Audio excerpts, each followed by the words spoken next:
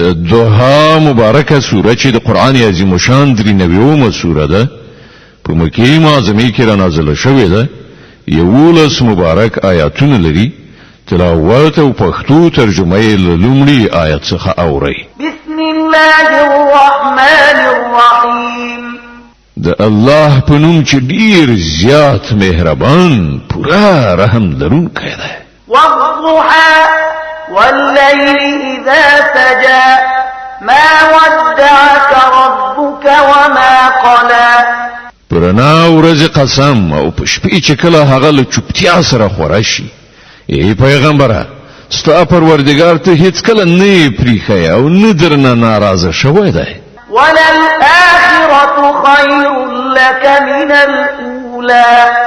ولسوف يعطيك ربك فترضى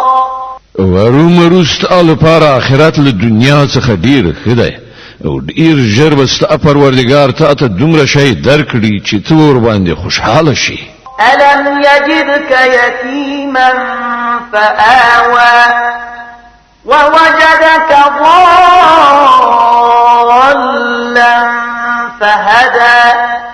آیا هغه ته یتیم نمندلی او بیا پناه درکړه او ته د شریعت له احکام څخه نابلد ومندلی او بیا لارښودنه درته وکړه ووجدك عائلا فأغنى فأما اليتيم فلا تقهر وأما السائل فلا تنهر وأما بنعمة ربك فحدث